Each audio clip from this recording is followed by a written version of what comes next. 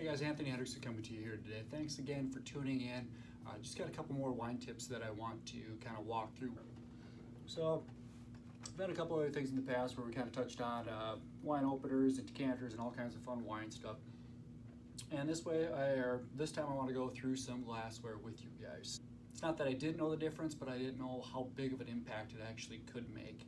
And it wasn't until I actually sat down with, actually it's a gentleman who makes this wine glassware, and I was actually at a wine tasting, kind of a tutorial type deal where he walked us through, and he went about it, but he had different types of wine glasses, which were all his, except for one vessel.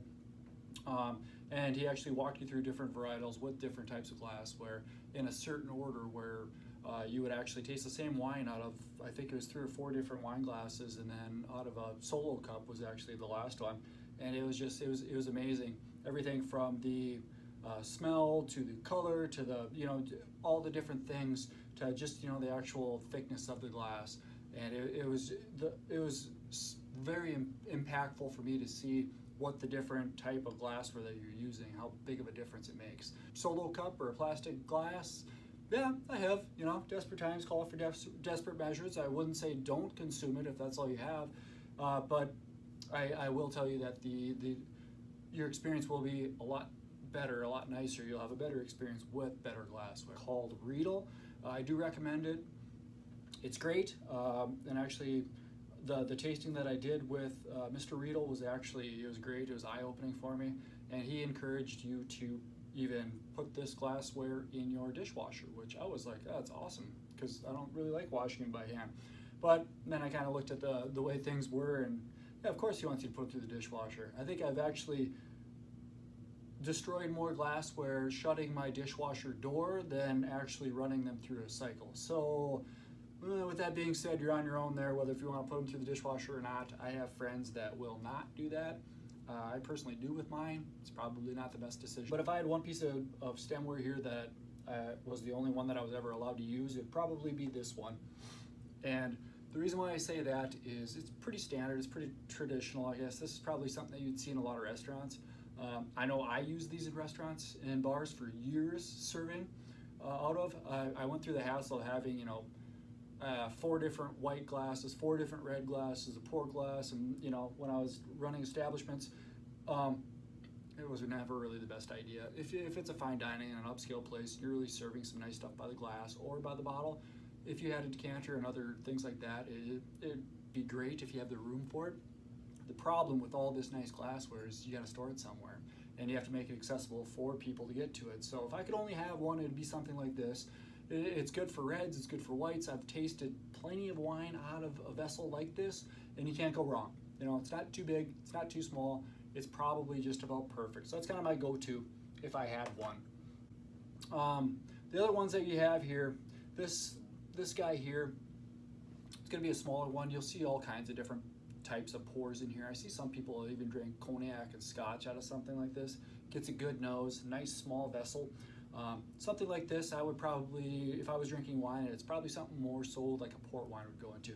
As you notice with all of these, and like I said, they are all the same brand, Riedel, but they have a very, very small lip on them. What that's going to do is that lip is going to be able to, it's going to, just by the way it pours into your mouth, it's going to naturally enhance any type of liquid that you have in here, whether if it's wine or anything. So with this one, I've seen people do, any type of champagne, anything like that as well. But this is the one mostly when I'm doing like an after dinner drink, something like a port wine or something like that. With that being said, kind of on that same note would be this one here. This one you could also do, if you want to do some type of a port wine or something in there, it'd be fine. Also, this one here kind of has the shape, and I know we've all seen ones that are even a little bit taller, and they might even be more slender for, your champagnes, your bubblies. That would be great. This glass would also be okay for that. Seen some places do mimosas and things like that in something like this, but this would be a tough one to go around with as well. All your Pinot Grigios, your Pinot Noirs, your Sauvignon Blancs, anything like that that's going to be kind of a fruit-forward wine would be excellent in this glass. So that's what I would recommend that one for. This, now, me personally, I'm not a huge fan of stemless glassware for a couple of reasons, and I know it seems like people are usually stemless or stem, and me, if I had to pick one, I would stick with the stems. Just it's what I'm used to. if I'm drinking a white wine, I'm not holding it the whole time. That causes it to heat up even faster, especially if you're outside or something like that. So if you can give me a nice stem to hold on to, that's fine. I would prefer that. This glass is perfect. I would drink anything out of it. Just would it be my number one pick if I only had one? It would not be me personally, but it could be yours. So with this one, with the stemless, you're kind of holding on to it. Like I said, it's going to probably heat up whatever's in there just from your body temperature. Then on top of that, you're going to have fingerprints all over it. And that's just kind of the way I am, where I'm not a big... Next one moving on would be this one here. It's kind of almost like a tulip one. You see a lot of craft beer served in kind of smaller versions of this without necessarily the actual wine stem, but you get the basic shape. Now this one is also great for maybe some lighter body wines. Me personally, I like a nice Pinot Noir out of this. I've seen a lot of people do Merlots and things like that. It's just a nice little tulip shaped glass, and once again, it's also really the thin crystal there on the end. And yeah, it's great for really drinking anything out of, but something like this is more of a Pinot Noir for me. If I was gonna do a red out of there, it'd probably be a Merlot.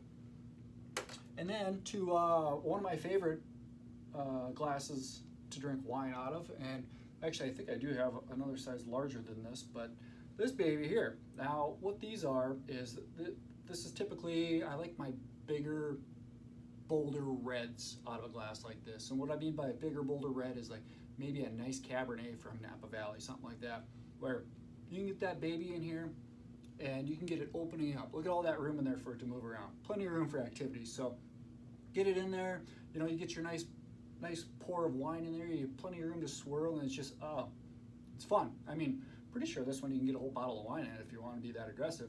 I don't recommend that, but I think with this one you can. If not, it might be my bigger one. I'm pretty sure this one will do it too. So yeah, this is a fun one. When you're busting these things out, that means you're experiencing some great wine, you're having a good time, you got a couple friends, nice gathering over. Yeah, when these babies come out, you're having a good time. So and then kind of the last piece of glassware that I brought, like I said, I would not recommend drinking wine out of this one if you don't have to, but this piece of glassware. So if you've ever seen one of these are fun too. These are actually Martini glasses. So if you're familiar with the Martini cocktail, this is what they call up when they serve it. So with that being said, it's typically going to be ran through a shaker and then strained into this glass. So same kind of concept though with these Riedel ones, and this is part of the reason why I wanted to show you guys this, because I mean this has still got the nice thin edge as well. You're going to get a great taste.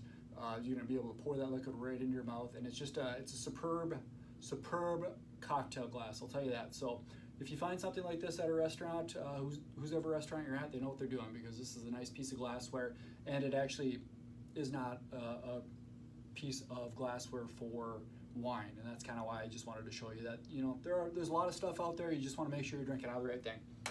And then last but not least, it's kind of from the same lineup, and I figured I'd throw it in there as I was kind of hauling stuff around, but this guy, it's a decanter.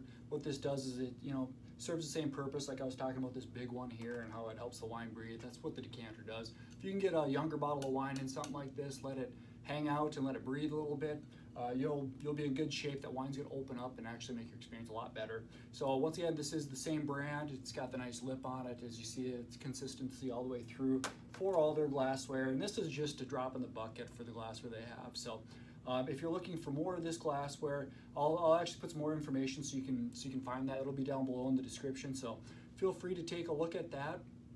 Probably the next thing would be, and this is just a little aerator, and actually it's a different brand, but I have a nice larger red wine here. So what I want to do is fill this baby up, and this is the best part about wine, is getting to consume it. So got to make sure I pour myself a little treat here. And once again, it's Anthony Hendrickson coming to you guys here this evening. Thanks for joining me. I appreciate everything. If you want more information on stuff like this or other wine tips, feel free to subscribe to the page. If you hit that notification bell, it's going to let you know whenever I'm doing anything as far as posting new stuff to YouTube here. So feel free to follow me, share it with your friends. I appreciate you guys being around. Thank you so much for tuning in. Anthony Hendrickson once again here, just trying to do my thing and make wine great again. So thank you guys so much. Have a good day.